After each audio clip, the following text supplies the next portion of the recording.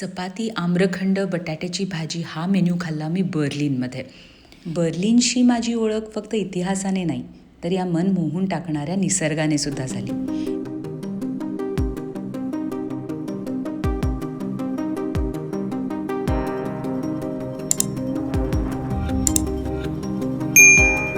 मला आणि तनिषला एके ठिकाणी लंचचं आमंत्रण होतं. तिकडे आम्ही निघालो होतो. मी कॉलेजमध्ये असताना माझे इंग्रजीचे professor S G Kulkarni sir, त्यांचा मुलगा बर्लिनमध्ये असतो. तर त्यांनी आम्हाला लंचसाठी आमंत्रण दिलं होतं.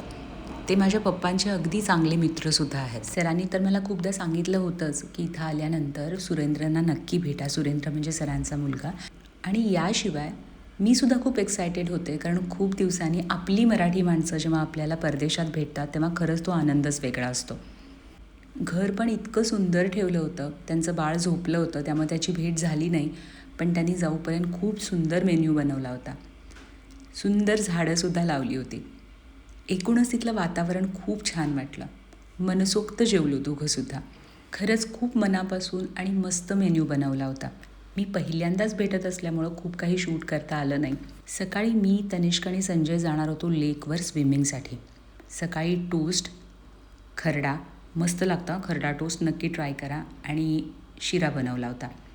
जाताना सुपर मार्केटमध्ये थोडी खरेदी करायची होती. बाहेर मस्त प्लांट्स विक्रीसाठी होते. हे मशीन जर्मनीतील सुपर मार्केटमध्ये आढळणारं मशीन आहे. ग्राहक रिकाम्या बाटल्या, कॅन्स मशीनमध्ये टाकतात आणि या बदल्यात जमा रकमेचं वाउचर मिळतं. हे वाउचर सुपर मार्केटमध्ये देऊन तुम्ही ते पैसेसुद्धा कलेक्ट करू शकता किंवा त्याची खरेदीसुद्धा करू शकता. खूप छान आयडिया आहे, नाही का? यामुळं पुनर्वापरालासुद्धा प्रोत्साहन मिळतं आणि सामाजिक कार्यालासुद्धा मदत होते. याशिवाय आणखी एक गोष्ट म्हणजे ही जी मिळालेली रक्कम आहे ती टॅफल डाउचलँड या अन्नदान संस्थेला देणगी म्हणून दान करण्याची सुविधासुद्धा इथं उपलब्ध आहे. प्रत्येक सुपर मार्केटमध्ये ब्रेडचे तरी इतके प्रकार असतात ना. मी जे प्रकार ट्राय केले ते तरी मला आवडले. फूडची क्वालिटी खरंच छान असते. इथले मला जे स्पिनिच रोल आहेत हे विशेष आवडले. हे आम्ही पॅक करून घेतले आमच्या तिघांसाठी.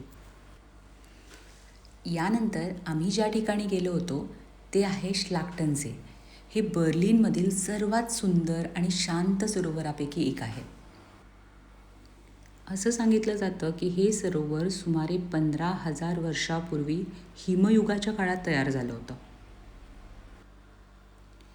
हे ग्रुनेवल्ड लेक चेनमधील सर्वात मोठं आणि दक्षिणेकडील सरोवर आहे.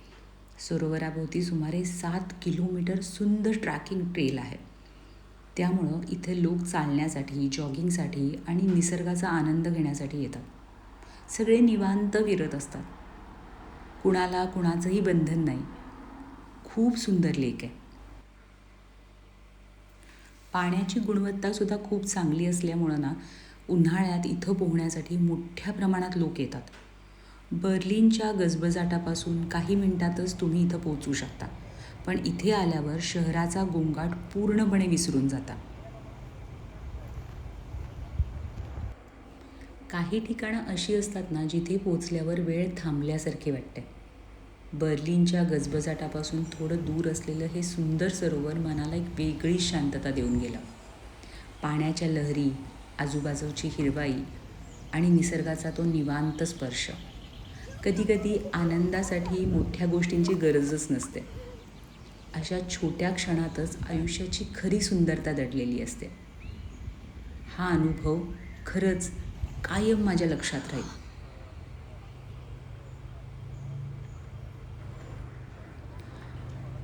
बर्लिनमध्ये मला सापडलेलं हे शांततेचं स्वर्गीय ठिकाण मी म्हणू शकते. हे सरोवर पाहिल्यावर बर्लिनचं एक वेगळंच रूप मला दिसलं. आपण जिथे टुरिस्ट म्हणून जातो तिथली लोकं जर आपल्या ओळखीचे असतील तर तिथली जे लोकल प्लेसेस आहेत ना ते आपल्याला बघायला मिळतात. तनिष्क आता इथे 2 वर्ष झालं आहे, त्यामुळं बऱ्याच अशा गोष्टी मी पाहिल्या ज्या बऱ्याच जणांना माहिती नव्हत्या. खूप जणांनी आपल्या व्हिडिओवर कमेंटसुद्धा केल्यात की खरंच खूप छान वाटतं आहे. तुझ्या नजरेनं आम्ही जर्मनी बघितली, पण खरंच सांगते मी जे व्हिडिओ बनवते ना, या आठवणी मला माझ्या आयुष्यभर ठेवायच्यात. यासाठीच हे व्हिडिओज आहेत. याशिवाय तुम्हा सगळ्यांना माझ्या नजरेतून मी जर्मनी दाखवते आहे. मला वाटतं कोल्हापूर टू बर्लिनचा हा 11वा पार्ट असावा. प्रत्येक पार्ट वेगळा आहे. प्रत्येक पार्टमध्ये काहीतरी शिकण्यासारखं आणि बघण्यासारखं आहे. तुम्ही जर माझ्या चॅनलला नवीन असाल तर यासारख्या व्हिडिओजसाठी स्मित औराला नक्की फॉलो करा. Thank you so much for watching.